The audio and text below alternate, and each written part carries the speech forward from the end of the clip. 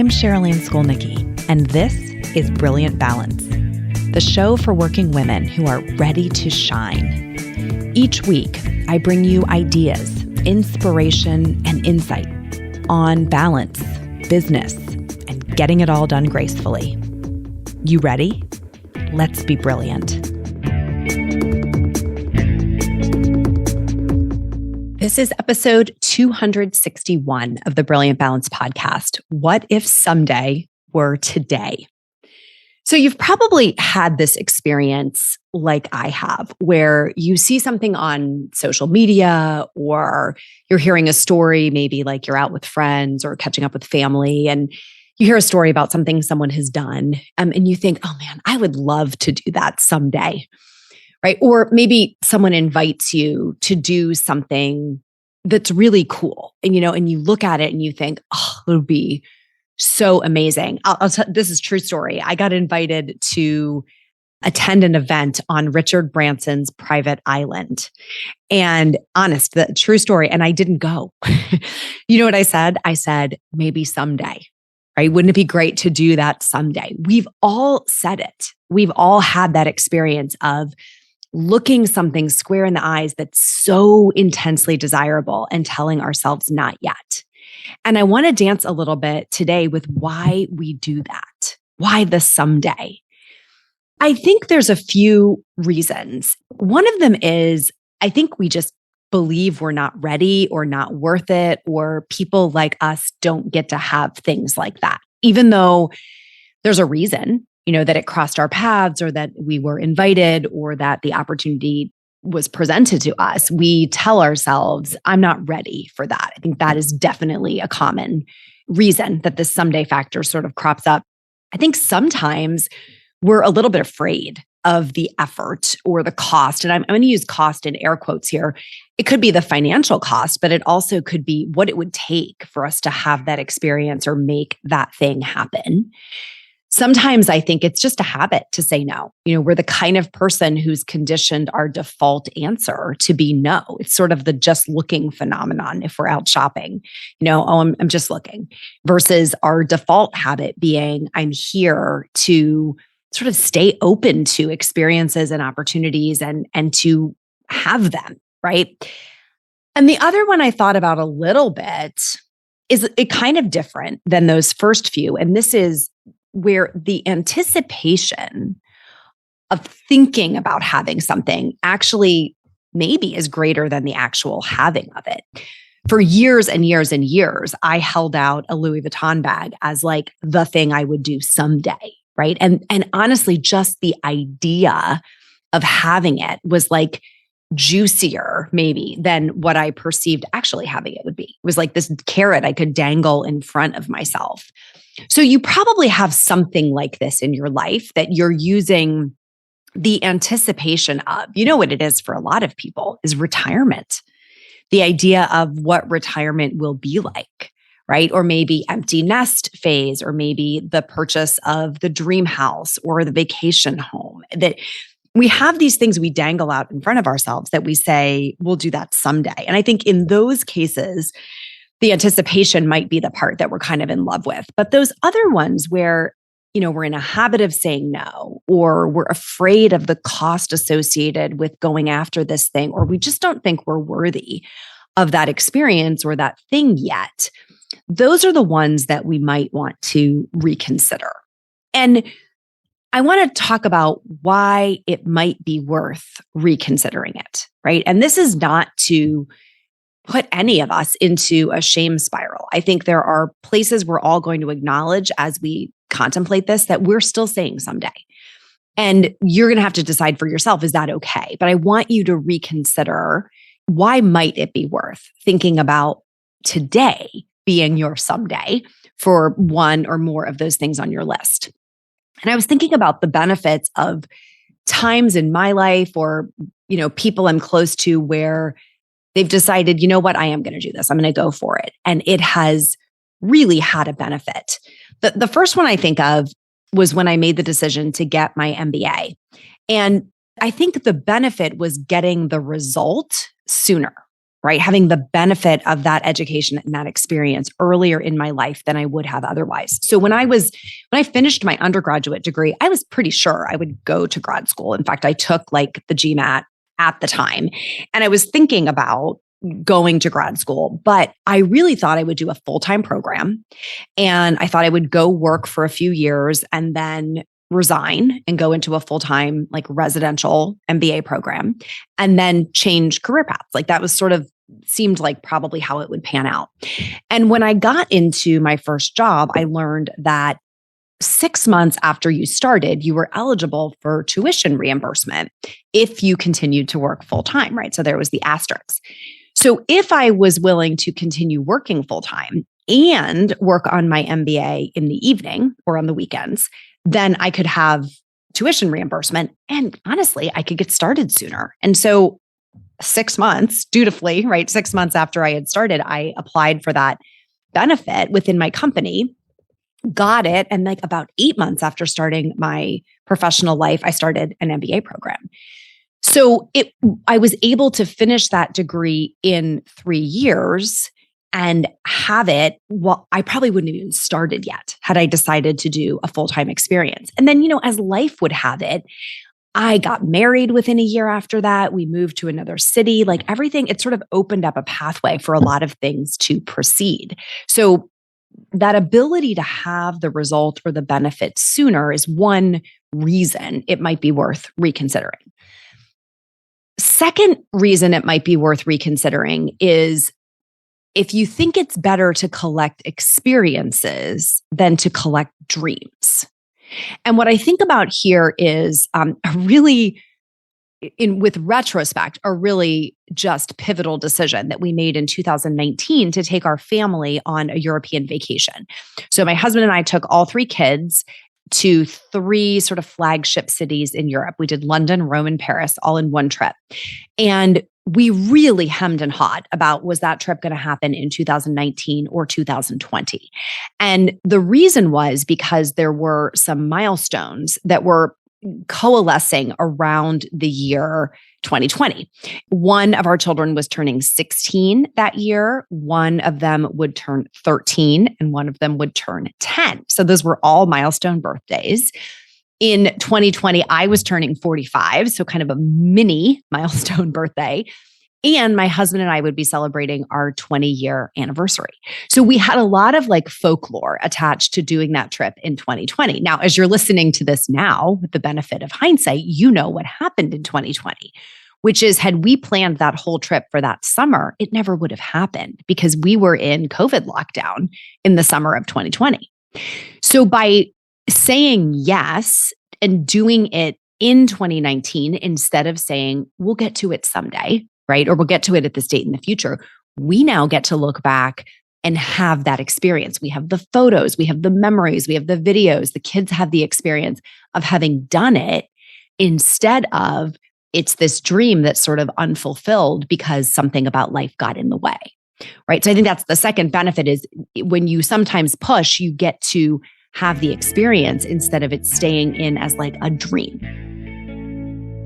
Okay, my friends, I have some big news for you today. After years of dreaming about it and saying, how great would it be to have our very own Brilliant Balance boutique, we did it. And the online doors are open. So if you love the podcast and you'd love to start your day with a Brilliant Balance mug or add a little inspo to your office art, or cozy up in a super soft hoodie and a hat for those late to the bus stop mornings, head over to brilliant-balance.com/shop and choose something that will remind you that you are brilliant because you are. And then I want to see all the pictures of you with your new goodies. So tag me on social media at brilliant_balance when it arrives. That's brilliant-balance.com/shop. Go have some fun. And the third one I think about here is why it might be worth it is if you're in the habit of saying no, right? If your default is set to no or I can't, I think starting to say yes to some things now versus later helps you rewire your brain, It sort of shifts the default to yes. And if you identify that that's a pattern for you, it can actually transform your identity as a person to someone who does things, who can do things, right? Instead of feeling like you have to hang back on the sidelines. And I think here about a coaching client that I had who made the decision to climb Mount Kilimanjaro. And it was one of those things that I don't think she thought she could do. It was like, that's something other people do. And she made the decision, I am going to do this. I'm going to go through the training. I'm going to get the gear, and I'm going to go make that expedition. And that is now an experience. It's part of her identity. She gets to be someone who has done that rather than someone who thinks, wouldn't it be cool to do that someday, right? It really helps. It fundamentally can rewire the way you see yourself. So I think with that in mind, as maybe the reasons that it could be a good idea to consider doing some things sooner rather than later, right? Making someday today, you come sort of face to face with how would you do that? How, if I were going to say, you know what, I am going to do it. I'm going to do it now. Okay, well, what has to be true for it to actually take place now instead of having this delay timer on until some point in the future? And we can go back to some of these same stories that I've talked about already or think about new ones. I think there's three things, and probably more than three, but I quickly kind of came up with three that you might want to explore if you want to do this acceleration.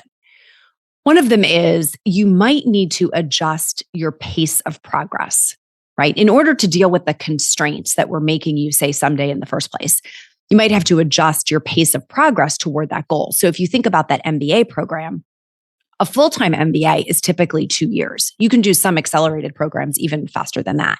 So it took me 3, right? 3 years because I did it year round. So didn't get the summers off. And I did it in the evenings. So a couple of nights a week, I would get in my car and drive to the Emory campus and take classes and do group projects and all the things. And then I would go to my job during the day. And that slowed down the pace of progress toward the degree. But because I was starting sooner, right, it actually moved the finish line in closer. So if you think about, one of the things I talk about a lot is writing a book. And I have clients who have this dream of writing a book as well. And when we think about book writing, we have this methodology of like how we're going to do it, that we're going to, sit in some quiet environment with a candle lit and, contemplate these words as they flow onto the page. And because of that vision, and because we think we have to clear everything else off of our plates in order to do it, it just doesn't get done at all. When in reality, as I am now exploring, right, there are so many different ways to write the book. It can be done in very short periods of time, every day or every week, right? And that slow and steady progress ultimately still gets you to the finish line. So thinking about how to adjust the pace of progress is one way that might allow today to be your someday. Okay. Another one is to think about how might I have to reallocate resources in order to make this happen. So the 2019 vacation, right, required us to think about what are we not going to do so that we can do that. And whether those are financial resources, like that year, I think December of 2018 for Christmas, we essentially told the kids, this is the big gift. This is the big thing that we're doing. And it's delayed, 6 or 7 months from the date that you're hearing about it. But we also wanted to give them that joyful anticipation. So reallocating some of the holiday resources toward that trip. We didn't do a spring break that year because we said, you know what, we're going to really funnel all of those resources into that summer vacation, right? There's ways to reallocate resources, whether it's money, whether it's time, energy, such that we can have the thing sooner than we may have had it otherwise. Okay. And I think that's a place where we might need to get a little creative if we want to accelerate timing. And the third piece is a little bit of like a riff on those, which is just broadly reimagining the how, like creatively reimagining the how. So in order to do this, we want to really get clear about what it is that we want. I have said for years and years on one of my dream lists that I'd love to own a flat in Paris, right? I have this very romanticized vision of what it would be like to just sort of walk out with coffee onto my balcony and take in the city. And I do love that dream, and it is definitely still on my someday list. But I brought that up in a coaching call with some of our clients as an example of something. And someone said, you could have that right now, because in the economy that we're in with VRBO and Airbnb and all of these short-term rentals, like you could go have that experience for as much time in the year as you would have had it through ownership. Right? You're not going to go, I don't have a dream of like, I'm going to live there full time. So the ability to say how I might achieve that dream of standing on the balcony in a flat in Paris, right? Where it is an experience that you might have as a local. I actually can go have that experience now because the economy caught up with my dream. So there's so many places like that, right? Where the way that we can still get to the end goal. I think another great example of that you might have done yourself is something like Rent the Runway, where, this iconic piece of fashion that you really wanted to have, but you think, oh, I just don't know. I mean, I'm going to wear it once, right? I don't know that I'm going to put the money into that dress. You can have it. You can have it for the time you intended to wear it through this new model. So I think a lot of entrepreneurial ideas are probably born out of this. How do we creatively help people get to their dream in a way that they may not have thought was possible otherwise? So again, if you want someday to be today, you might have to look at adjusting the pace of progress that you make toward the thing. You might have to reallocate resources in some way to really enable the dream sooner. Or you might have to creatively reconsider how you could make it happen. What is it that you really want? And is there a more clever way of getting it? And that it's so worth it, right? It's worth it because it allows you to really have the experience to reset your brain to, yes, I am someone who deserves to have this and can figure out how to do it, right? I want the experience, not just the dream in my mind. I don't want to have just a vision. I want to have it. And I want the results sooner, right? I want the benefit of that to happen in my life sooner instead of way off in the future. I mean, the truth is we've all heard the stories of the people who, were planning to take the grand vacation when they retired and they never made it. They got sick or they passed away, and that dream never actually got to come to fruition. And I think when we're confronted with the reality that our time is finite, there is some value in choosing the things we care about the most and moving our resources, our time, our energy, our money toward those things so that we can have them instead of just gazing at them off in the future. Something that I want you thinking about. And again, sometimes the anticipation is delicious. It's fun to think about what's off in the future. So this doesn't have to be a race, but if there's something in your life that you've been telling yourself someday, my challenge for you is what would it take to make someday today? That is all for today, my friends. Till next time, let's be brilliant.